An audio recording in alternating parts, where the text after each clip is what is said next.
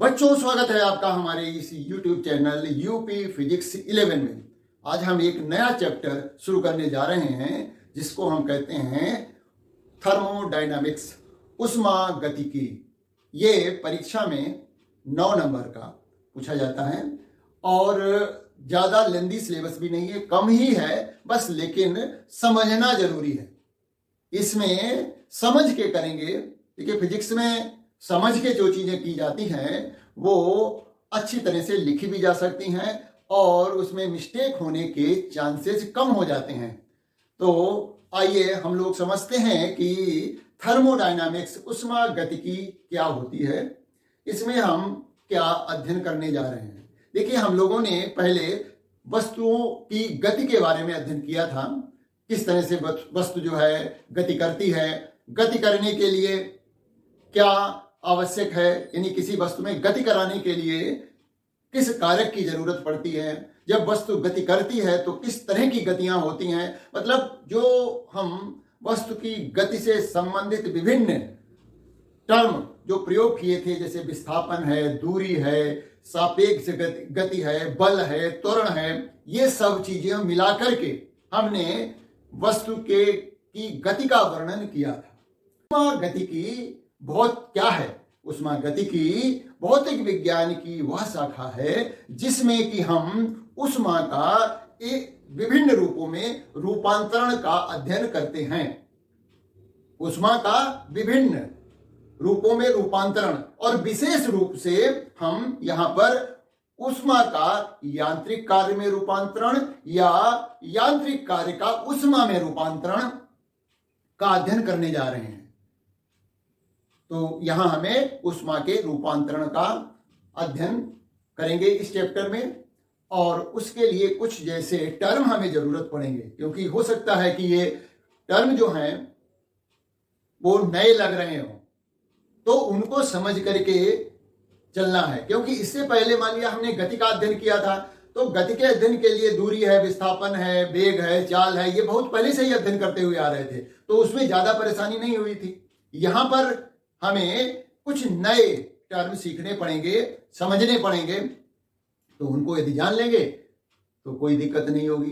अब हम कहते हैं कि उष्मागतिक निकाय, थर्मोडायनेमिक सिस्टम, बार बार आएगा।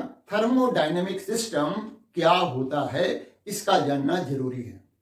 तो थर्मोडायनेमिक सिस्टम क्या है कि एक परिबद्ध सीमाओं में जिसमें कि बहुत सारे अणुओं या परमाणुओं का समूह हो और जिसका कि कुछ आयतन हो, दाब हो, ताप हो, यानी किसी सीमा में परिबद्ध ऐसे परमाणुओं या अणुओं को समूह जिसका कि कुछ आयतन हो, दाब हो, ताप हो, उसे हम उष्मागतिक निकाय कहेंगे। जैसे कि किसी गैस को यदि सिलेंडर में भर दिया जाए तो इस सिलेंडर में भरी हुई गैस को हम थर्मोडायनेमिक सिस्टम, उष्मागतिक निकाय कहेंगे। बहुत साधारण सा उदाहरण है। तो इसको हमने देखिए लिख रखा है क्या कि उष्मागतिकी क्या है। भौतिक विज्ञान की वह शाखा जिसमें हम उष्मीय ऊर्जा का अन्य रूपों में रूपांतरण का अध्ययन करते हैं, और विशेष रूप से उष्मा को यांत्रिक कार्य में तथा यांत्रिक कार्य को उष्मा में रूपांतरण का हम यहां पर अध्ययन करेंगे। देखिए, स्थानांतरण दूसरी बात है। स्थानांतरण में तो उष्मा एक वस्तु से दूसरी वस्तु में जाती है तापांतर के कारण। यहां पर उष्मा का पूरी तरह से रूप परिवर्तित हो जाएगा। उष्मा को कार्य में बदलना देखेंगे और कार्य को उष्मा में बदलना देखेंगे।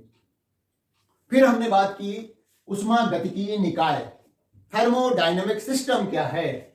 यह निश्चित सीमाओं में परिबद्ध बहुत अधिक संख्या में अणुओं या परमाणुओं के एक ऐसे समूह को जिनका एक निश्चित दाब, आयतन तथा ताप है, उष्मागतिक निकाय कहते हैं। जैसे कि बंद सिलेंडर में गैस, तो बंद सिलेंडर में गैस तो एक निश्चित सीमा हो गई सिलेंडर। अब उस गैस में जो है बहुत सारे अणु या परमाणु होंगे और उस गैस का एक निश्चित आयतन है, दाब है गैस का, ताप है।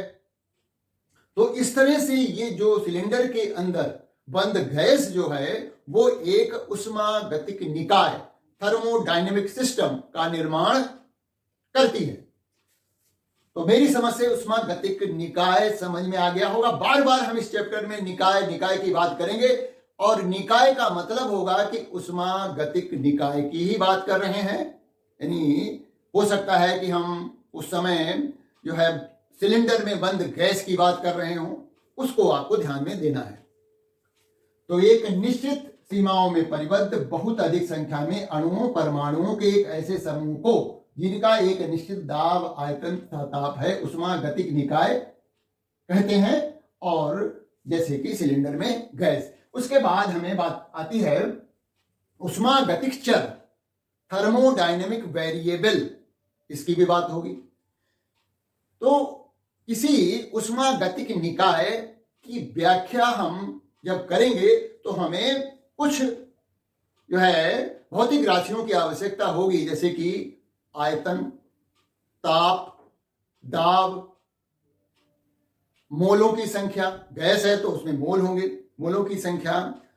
ये जो चर हैं, ये जो राशियां हैं, इन्हीं को हम उष्मागतिक चर कहते हैं। तो उष्मागतिक चर क्या है? किसी उष्मागतिक निकाय की व्याख्या करने के लिए हमें इनकी जरूरत पड़ेगी। किसकी? दाब की, आयतन की, ताप की, हाँ आंतरिक ऊर्जा छूट गया था, आंतरिक ऊर्जा की और मोल की। कितनी मोल गैस ली गई है, तो मोल्स की संख्या के पदों में की जाती है। इन्हें उष्मागतिकीय चर कहते हैं। तो ये देखिए नए टर्म है बिल्कुल। किसी वस्तु की गति का वर्णन करने के लिए हमें वेग है, चाल है, त्वरण है ना, विस्थापन है, ये हम बहुत पहले से पढ़ते जा रहे हैं। लेकिन यहाँ पर ये कुछ नए चर हम लेने जा रहे हैं जिसके आधार पर हम उष्मागतिकीय निकाय का वर्णन करेंगे, व्याख्या करेंगे। हम बताएंगे कि गैस का आयतन क्या है, गैस का ताप क्या है, गैस का दाब क्या है, गैस की आंतरिक ऊर्जा क्या है और गैस के मोलों की संख्या, कितने मोल गैस ली गई है। तो इन सब के आधार पर हम जो है उष्मागतिकीय निकाय की व्याख्या करेंगे, उसके बारे में बताएंगे। तो ये क्या हो गए? उष्मागतिकीय चर हो गए, थर्मोडायनेमिक वेरिएबल हो गए। अब हम बात करते हैं तापीय साम्य की। तो तापीय साम्य से बिल्कुल क्लियर है कि ताप की साम्य अवस्था, यानी जब दो निकाय वही थर्मोडायनेमिक सिस्टम, उष्मागतिकीय निकाय हो सकते हैं, दो वस्तुएं हो सकती हैं। चलिए, तो जब दो निकाय परस्पर एक ही ताप पर होते हैं तो हम उन्हें कहते हैं वो तापीय साम्य में हैं। ताप वस्तुएं या निकाय अलग अलग ताप पर हो सकते हैं पहले, लेकिन यदि उनको परस्पर एक साथ संपर्क में रखा जाए और ऐसी व्यवस्था की जाए कि जिससे कि उष्मा का स्थानांतरण एक निकाय से दूसरे निकाय में हो सके, तो हम देखेंगे कि कुछ देर के बाद जो है वो दोनों निकाय तापीय साम्य में आ जाते हैं। क्योंकि ताप यदि अलग अलग होगा निकायों का यदि ताप अलग अलग है तो उष्मा का स्थानांतरण उच्च ताप वाले निकाय से निम्न ताप वाले निकाय की तरफ होगा और धीरे धीरे जो है दोनों का ताप समान हो जाएगा। तो हम कहेंगे ये दोनों निकाय तापीय साम्य में हैं। अब हम बात करेंगे अपने पहले नियम की, जो है वो है उष्मागतिकी का शून्यांकी नियम। यहां में वो भी लिख रखा है तापीय साम्य, थर्मल इक्विलिब्रियम। जब दो निकायों के ताप समान होते हैं तो उनको परस्पर तापीय साम्य में कहा जाता है। उष्मागतिकी का शून्यांकी नियम, जीरोथ लॉ ऑफ थर्मोडायनेमिक्स,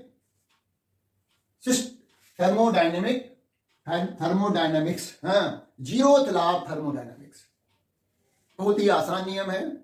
और इस नियम के अनुसार यदि कोई दो निकाय ए और बी मान लेते हैं, वो किसी तीसरे निकाय के साथ अलग अलग तापीय साम्य में हैं, तो वो परस्पर भी तापीय साम्य में होते हैं। उदाहरण के लिए यदि मान लिया कोई निकाय ए, निकाय बी और निकाय सी, 3 निकाय हैं, तो निकाय ए जो है वो सी के साथ तापीय साम्य में है, निकाय बी जो है वो अलग से सी के साथ तापीय साम्य में है।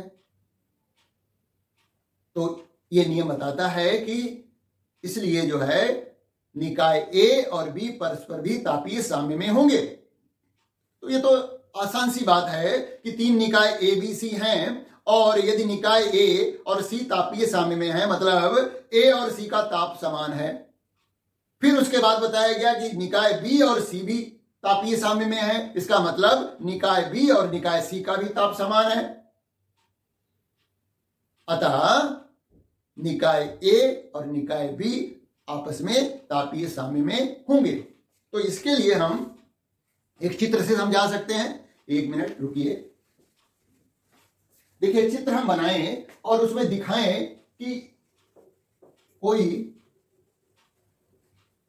3 निकाय हैं, है ना, और वो परस्पर जो है तापीय साम्य में है। जैसे कोई कैसे तापीय साम्य में है ये दिखाना पड़ेगा हमें। जैसे एक निकाय ए है, ये बी है, आपस में इनके बीच जो दीवार है उसमें उष्मा का संचरण नहीं हो सकता।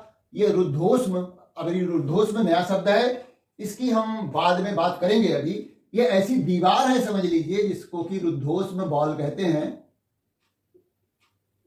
रुद्धोष्म दीवार, अचालक दीवार है। और ये तीसरा एक हमने ले लिया, निकाय सी, और यहां पर ये जो दीवार है ये सुचालक दीवार है। ये कहा जा रहा है इस शून्यांकी नियम के आधार पर कि सिस्टम निकाय ए जो है तो सी के साथ तापीय साम्य में है, और ये बी जो है अलग से सी के साथ तापीय साम्य में है। तो शून्यांकी नियम के आधार पर हम कहेंगे कि निकाय ए और बी भी आपस में तापीय साम्य में होंगे। यही बात यहां पर लिख दी गई है। यदि 2 निकाय किसी तीसरे निकाय के साथ अलग अलग तापीय साम्य में हैं, तो वे परस्पर भी तापीय साम्य में होते हैं। आप लिखने के लिए यहां पर निकाय का नाम भी लिख दीजिए।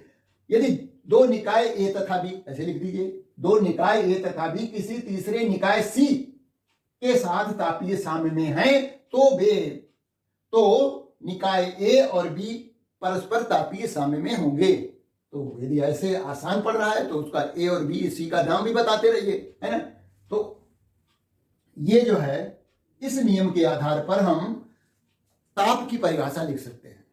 ताप की परिभाषा, ताप की अभिधारणा, शून्यांकी नियम के आधार पर हम ताप की अभिधारणा, ताप की परिभाषा बता सकते हैं।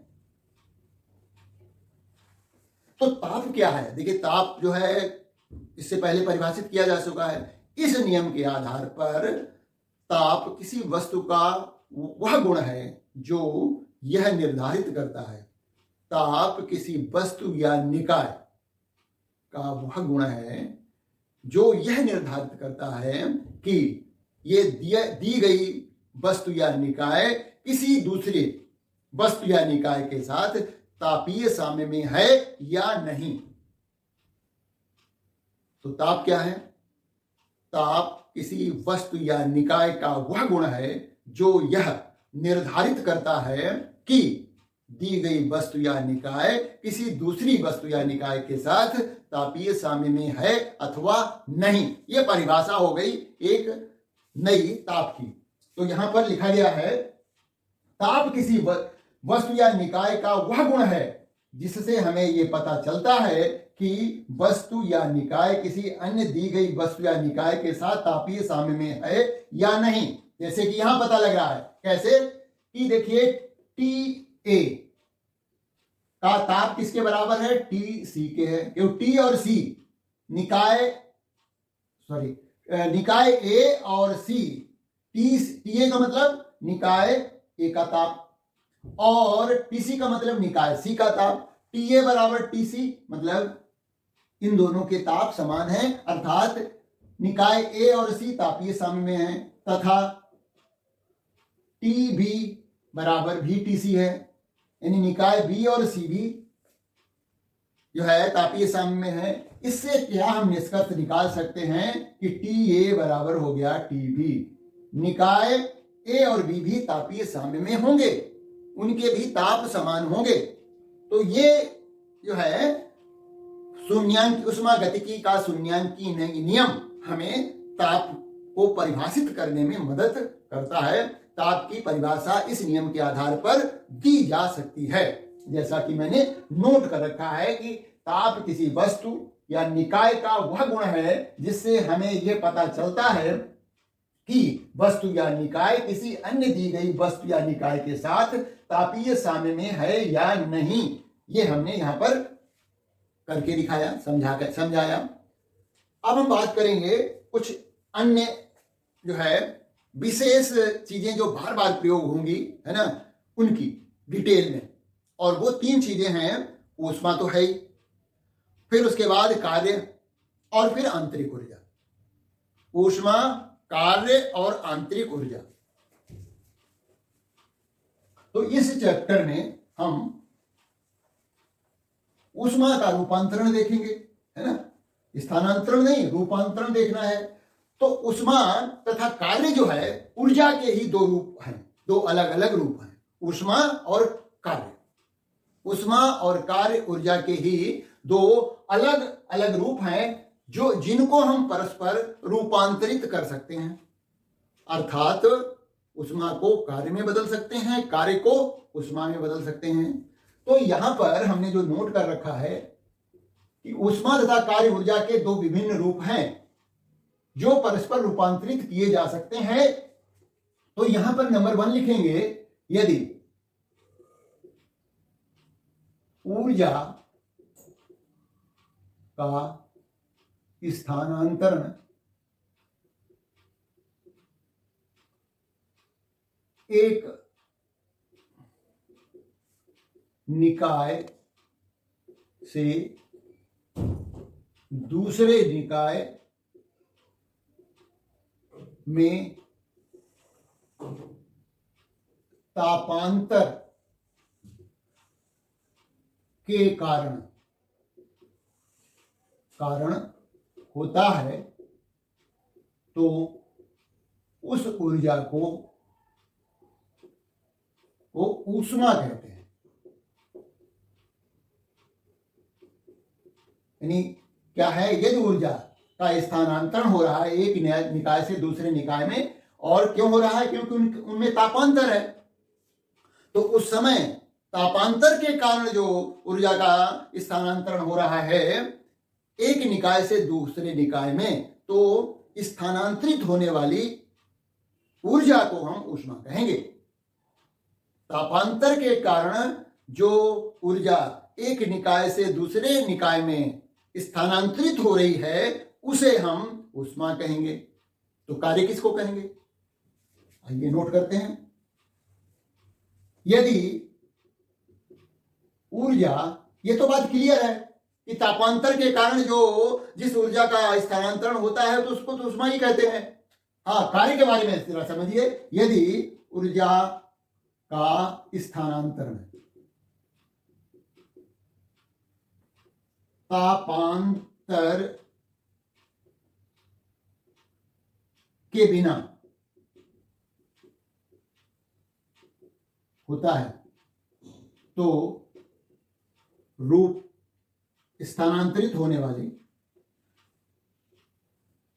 ऊर्जा का स्थानांतरण एक निकाय से, तो यदि ऊर्जा का स्थानांतरण तापांतर के बिना होता है तो स्थानांतरित होने वाली ऊर्जा को हम कार्य कहते हैं। मतलब जैसे यदि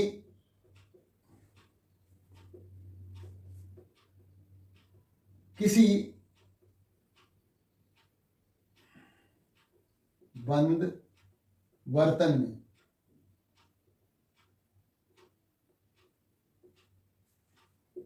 लिए गए जल को कुछ देर तक मथा जाए, मथानी से जो है मथा जाए, तो जल का ताप बढ़ जाता है। यदि किसी बंद बर्तन में लिए गए जल को कुछ देर तक मथा जाए तो जल का ताप बढ़ जाता है। तो यहां पर जल का ताप बढ़ गया, कोई तापांतर के कारण तो जो है ऊर्जा का स्थानांतरण नहीं हुआ, ताप बढ़ा है, इसका मतलब उसमें ऊर्जा तो आई है। तो यहां पर जो ऊर्जा आई है वो कार्य की वजह से आई है, मतलब उस जल पर कार्य किया गया, यांत्रिक कार्य किया गया, उसको मथा गया है, जिससे कि कार्य जो था किया गया कार्य ऊष्मा में परिवर्तित हो गया है। तो यहां पर यह बात समझ में आई होगी, यदि ऊर्जा का स्थानांतरण तापांतर के बिना होता है, ऐसा नहीं यहां पर था कि मथानी का ताप अलग था और जो है जल का ताप अलग था, ताप दोनों के बराबर थे, लेकिन हमने क्या किया, मथानी की मदद से जल पर यांत्रिक कार्य किया, जिससे कि जल का ताप बढ़ गया। और मोटे तौर से देखें कि यदि हाथ को रगड़ें थोड़ी देर तक तो हाथ जो है गर्म हो जाते हैं, तो हाथों में उष्मा कहां से आ गई, हाथों में उष्मा जो है यांत्रिक कार्य, हाथों को रगड़ने से जो यांत्रिक कार्य किया गया वही यांत्रिक कार्य उष्मा में परिवर्तित हो रहा है, या कहें जो है उसी लिए जो है हथेलियों का ताप बढ़ रहा है।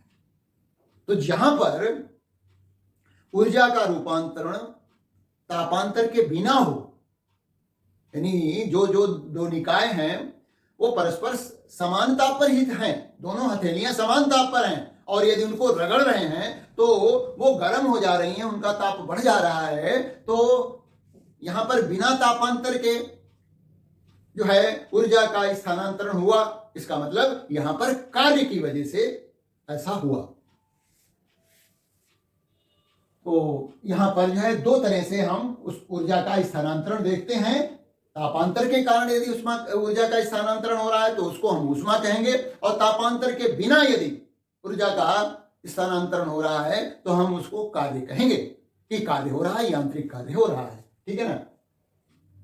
अब हम यहां ऊष्मा के लिए जो है एक चिन्ह परिपाटी का प्रयोग करते हैं। ऊष्मा के लिए चिन्ह परिपाटी ये कई बार आएगा।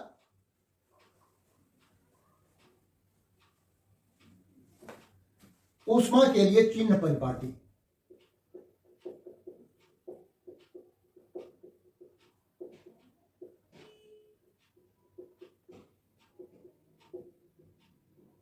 नंबर 1, जब किसी निकाय को ऊष्मा दी जाती है,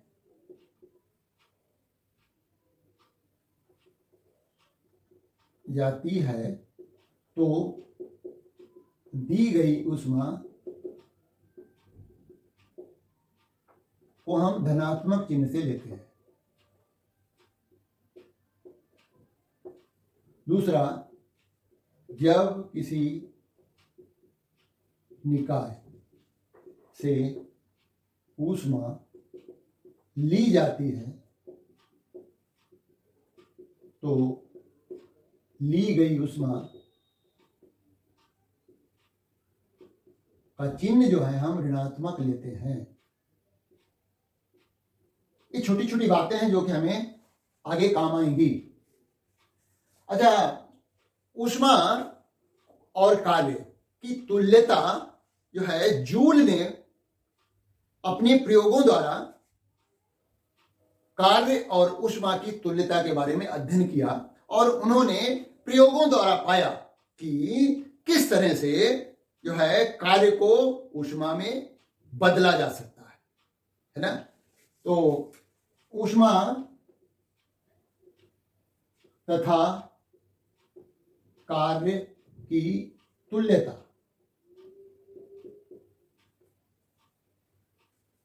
तो ये जूल जो नाम के वैज्ञानिक हुए, जूल ने अपने प्रयोगों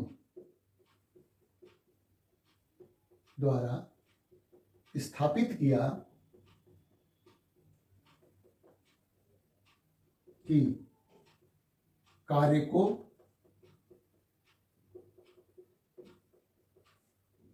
ऊष्मा में रूपांतरित किया जा सकता है, किया जा सकता है।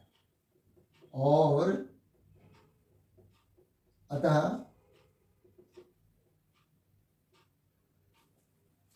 उन्होंने बताया कि कार्य जो है वो अनुक्रमानुपाती होगा ऊष्मा के, यानी कार्य जो है अनुक्रमानुपाती है ऊष्मा के।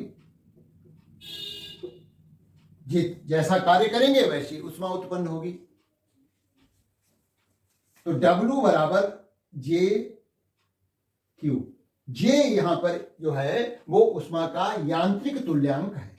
जे जो है यहां पर जो हमने अनुक्रमानुपाती का चिन्ह हटा करके एक नियतांक लगाया है, नियतांक तो नहीं है, ये परिवर्तन गुणांक है। जे जो है यहां पर जे क्या है, जे एक परिवर्तन गुणांक है, परिवर्तन गुणक है, जिसे जे को हम किसको कहते हैं, जे को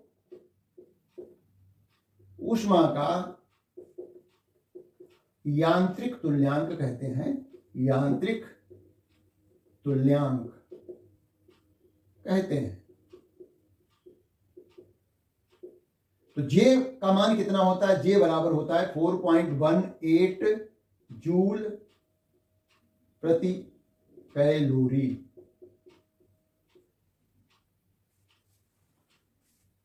जे का मान है, या फिर जो है जे बराबर होगा 4.18 इंटू 10⁻³ जूल प्रति किलो कैलोरी।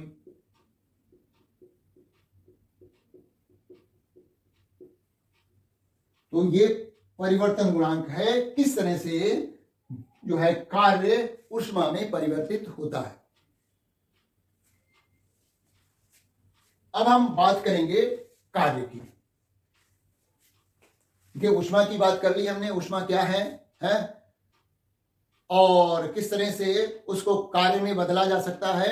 अब बात हम कार्य की करते हैं और उसकी भी चिन्ह परिपाटी देखते हैं, है ना। कार्य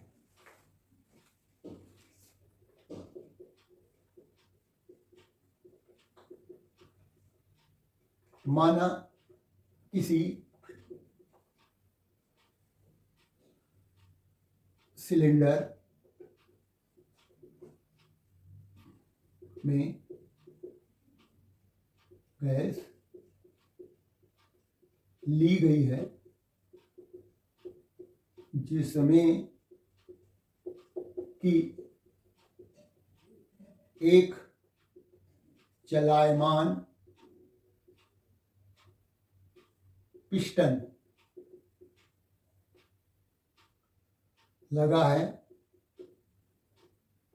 और इस पिस्टन पर कुछ भार रखे गए हैं। मान लिया ये हमारा सिलेंडर है,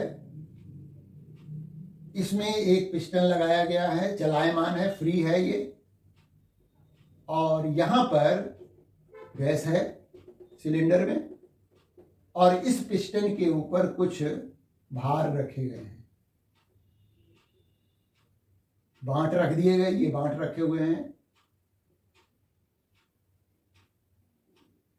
ये बांट रख दिए गए हैं, ठीक है।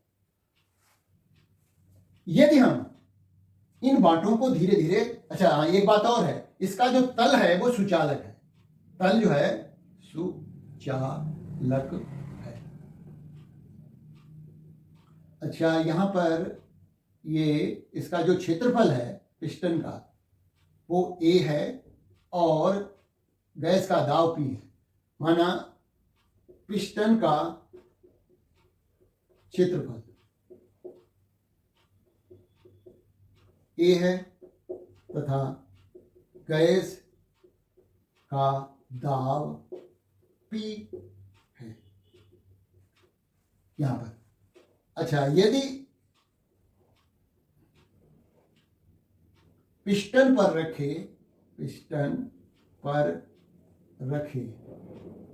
बांट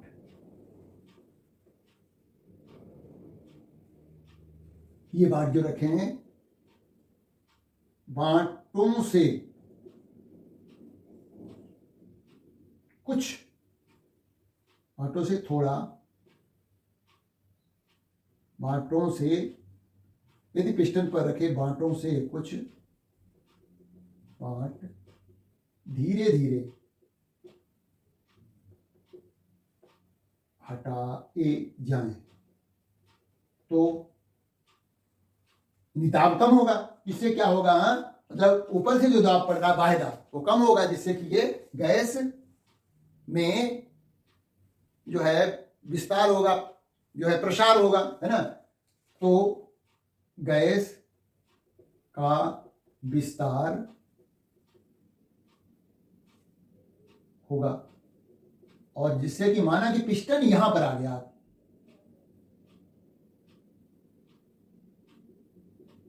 पिस्टन कहाँ गया, ये चली गई दूरी जो है, मान लिया बहुत सूक्ष्म दूरी है, इसको हम जो इस यहां पर जो है जब पिस्टन ऊपर आ जाएगा तो गैस के आयतन में वृद्धि होगी, है ना। तो हमें जो है यहाँ पर लिखना पड़ेगा कि ये जो है पिस्टन जो परिवर्तित हो रहा है उस वाले डिस्टेंस जो है, दूरी जो तय कर रहा है वो ds है, स्मॉल दूरी है ना। तो रखे बांटों से कुछ बांट धीरे धीरे हटाए जाए तो गैस का विस्तार होगा। तो गैस द्वारा पिस्टन पर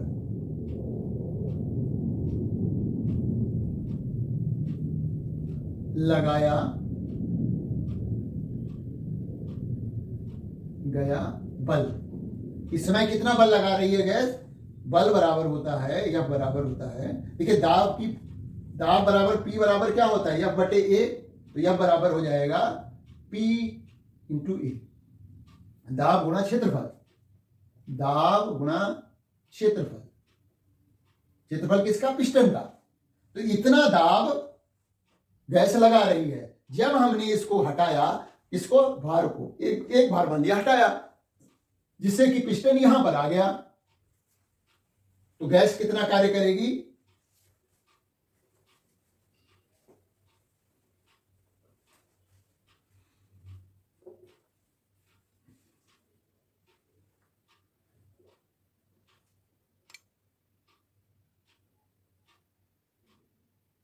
गैस द्वारा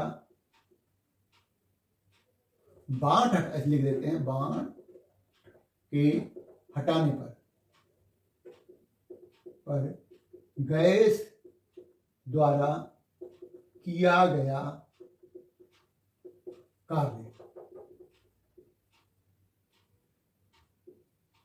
कार्य W बराबर होता है, dW निकाल लेते हैं, बल गुणा, ये कार्य क्या है, सूक्ष्म कार्य है, विस्थापन, बल कितना है, यह है PA गुणा विस्थापन कितना हुआ, DS हुआ, तो dW बराबर हो जाएगा PA इंटू DS, क्षेत्रफल गुणा लंबाई, तो ये हो गया आयतन, क्षेत्रफल गुणा आयतन, मतलब आयतन अल्टीमेटली तो आयतन ही तो बढ़ा, गैस का आयतन बढ़ गया, पिस्टन जब यहां से यहां शिफ्ट हो गया तो गैस का आयतन बढ़ गया है, तो A क्षेत्रफल गुणा लंबाई ये तो आयतन होता है, तो dW बराबर हो गया P इंटू dV, dV क्या है, A इंटू DS का मान है।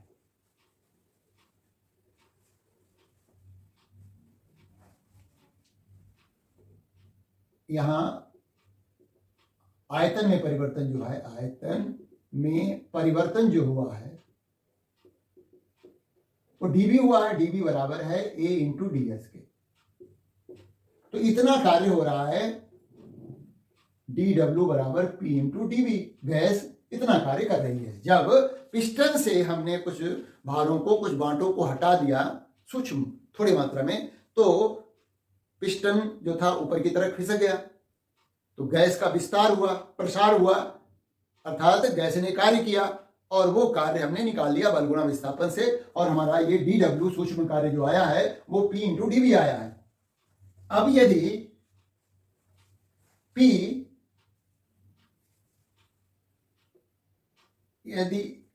P का मान स्थिर है तो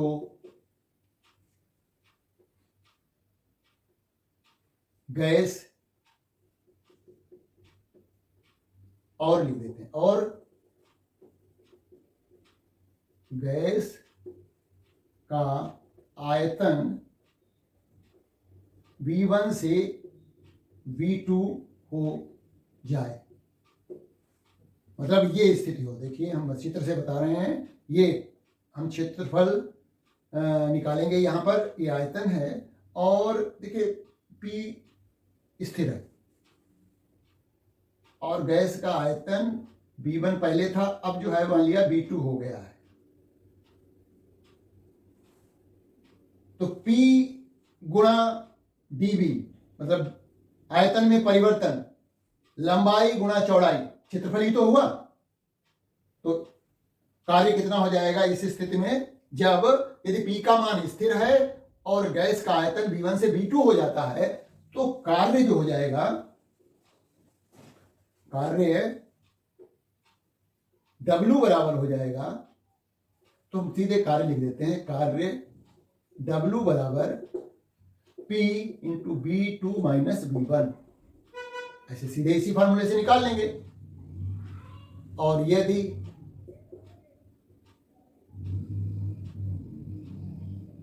दूसरा केस है, यदि दाब परिवर्ती है, तो हमें क्या करना पड़ेगा, मतलब हमारा तब ग्राफ ऐसे बनेगा। देखिए यदि दाब परिवर्ती है इस तरह से, P है और ये हमारा इधर आयतन हमने लिया है, और दाब P और V का जो वक्र हमें प्राप्त हो रहा है वो इस तरह से प्राप्त हो रहा है। देखिए यहां पर दाब इतना है, फिर ये हो गया, फिर ये हो गया, फिर हो गया, और यहां भी V1 से मान लिया V2 जा रहा है। तो हमें क्या करना पड़ता है, एक छोटा सा dV प्राप्त करना, एक छोटी स्ट्रिप लेनी पड़ती है। ये dV हो गया, निकालना यहां भी क्षेत्रफल ही है। इस PV वक्र के नीचे का क्षेत्रफल निकालेंगे। यदि दाब परिवर्ती है तो हमें क्या करना पड़ेगा, dW बराबर हो जाएगा V1 से V2 PdV। तो हमें समाकलन का प्रयोग करना पड़ेगा। W बराबर हो जाएगा V1 से V2 PdV। तो यदि दाब स्थिर रहता है तो गैस द्वारा किया गया कार्य दाब गुणा आयतन में परिवर्तन, और नहीं तो यदि दाब परिवर्ती है तो हम भाई इस ग्राफ को, इस वक्र के नीचे का जो क्षेत्रफल निकालना है, तो क्या करते हैं, इसके छोटे छोटे स्ट्रिप में इसको काट लेते हैं, हर एक स्ट्रिप का क्षेत्रफल निकालते हैं और फिर योग कर देते हैं। तो ये काम जो है हम समाकलन द्वारा करते हैं, पहले भी बताया जा चुका है। तो इस तरह से इस सूत्र का प्रयोग करेंगे। अब कार्य का चिन्ह जो है, चिन्ह परिपाटी इसमें क्या होगी, कार्य के लिए चिन्ह परिपाटी।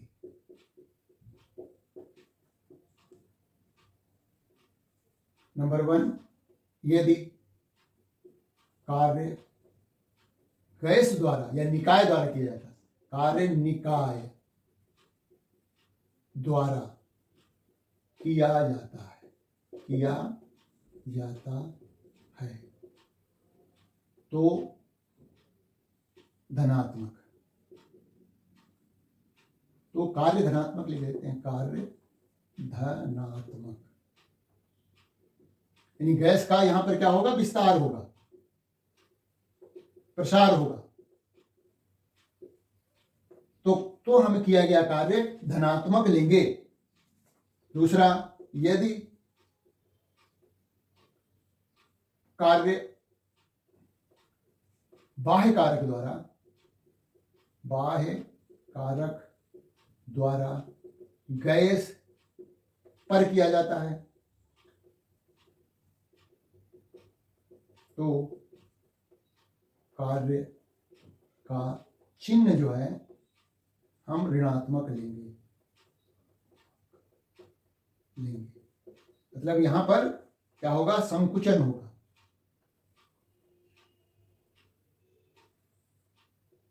यानी गैस को दबाया जाएगा। यहां पर गैस का यदि संकुचन किया जा रहा है, प्रेशर लगाया जा रहा है, पिस्टन से गैस को दबाया जा रहा है, तो उस स्थिति में जो कार्य होगा उसका चिन्ह जो होगा वो ऋणात्मक लेंगे। यहां इस स्थिति में क्या होगा, संकुचन की स्थिति में गैस पर कार्य किया जा रहा है, तो गैस पर किया गया कार्य ऋणात्मक, गैस द्वारा किया गया कार्य यानी जब विस्तार हो रहा है, गैस जो है में प्रसार हो रहा है, उस समय जो गैस कार्य कर रही है वो धनात्मक होगा। और यदि गैस को दबाया जा रहा है तो वहां पर गैस पर यानी निकाय पर कार्य हो रहा है, वो हम ऋणात्मक लेंगे। अच्छा, इसके अलावा जो कार्य जो है पथ पर भी निर्भर करता है।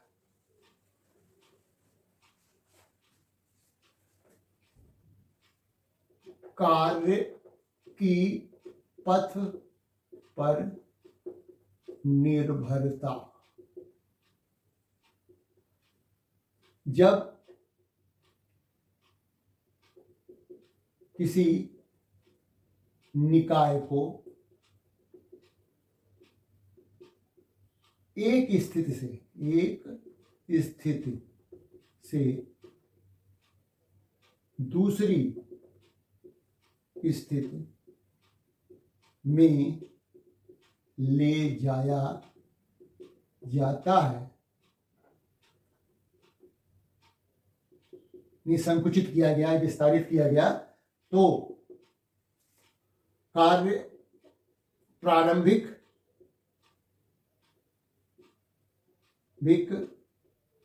स्थिति तथा अंतिम स्थिति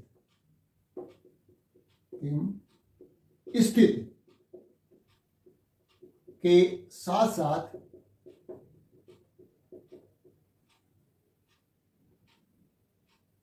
तो कार्य प्रारंभिक स्थिति तथा अंतिम स्थिति के साथ साथ उस पथ पर भी निर्भर करता है, उस पथ पर भी निर्भर करता है जिस से निकाय को ले जाया गया है। जब किसी निकाय को एक स्थिति से दूसरी स्थिति में ले जाया जाता है तो कार्य प्रारंभिक स्थिति अंतिम स्थिति के साथ साथ उस पथ पर भी निर्भर करता है जिससे निकाय को ले जाया जाता है। देखिए, हम यहां पर एक चित्र द्वारा इस बात को समझाएंगे कि जैसे मान लिया हमने ये जो है वक्र वो स्थिति बना रहे हैं, ये आयतन इधर लिया हमने गैस का और ये दाब है P है। अब कोई गैस को देखिए ऐसे ले जाया जा रहा है, ये मान लिया P1 है, ये P2 है। अब स्थिति A में मान लिया गैस है और इसको दो रास्तों से ले जाया जा सकता है, और कहाँ ले जाना है, F स्थिति में ले जाना है ये। तो या तो हम ऐसे ले जाएं, ऐसे या फिर हम ऐसे ले जाएं, ऐसे, इस पथ का अनुसरण करते हुए, है ना। तो I स्थिति है में A में गए और फिर हम F में पहुंच गए, फिर या फिर I से B में गए और फिर F में पहुंच गए। तो ये दो रास्ते हैं, यानी गैस को पहले हम ऐसे ले गए, समान आयतन पर रखते हुए उसका विस्तार किया हमने। देखिए यहाँ आयतन V1 था, अब ये देखिए V2 हो गया है। इसका मतलब आई से ए जाने पर क्या हो रहा है, उसका दाब समान रह रहा है लेकिन आयतन बढ़ जा रहा है। फिर उसके बाद हमने क्या किया, ए से एफ में पहुंच गए हैं, आयतन को हमने परिवर्तित नहीं होने दिया है, केवल दाब बढ़ाया है। या फिर पहले हम आई से बी में पहुंचे, मतलब दाब को हम घटा दें, ठीक है, दाब को हमने घटाया, आयतन में कोई परिवर्तन नहीं किया, और फिर उसके बाद हमने दाब को P2 रखते हुए, देखिए दाब को P2 रखते हुए बी से एफ में पहुंच गए। तो पहले आई से बी जाने पर हमने केवल दाब को घटाया है, आयतन में कोई परिवर्तन नहीं हुआ है, और फिर जब बी से एफ में गए हैं तो हमने ताप को स्थिर रखते हुए उसका आयतन B1 से B2 कर दिया, मतलब गैस का आयतन बढ़ा दिया। तो हम दो रास्तों से एफ में पहुंच सकते हैं। तो यहां पर जब हम आई से एफ में पहुंचेंगे इस रास्ते द्वारा तो कार्य कुछ अलग होगा, और जब इस रास्ते से आई बी एफ से पहुंचेंगे तो कार्य अलग होगा। निकाल लेते हैं कैसे कार्य अलग होगा। तो पहले आई ए एफ पथ से जाने पर यदि निकाय मतलब गैस को आई से एफ स्थिति में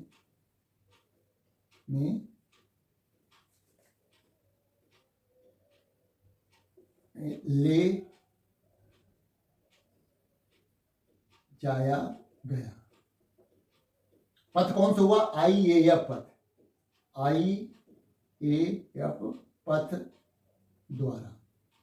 तो कार्य क्या होगा, देखिए कार्य जो होगा इसके नीचे का जो क्षेत्रफल होगा ये, तो यहां पर तो क्षेत्रफल हमारा हो जाएगा, यहां भी नाम लिख लेते हैं, ये वाली डी है, ये सी है।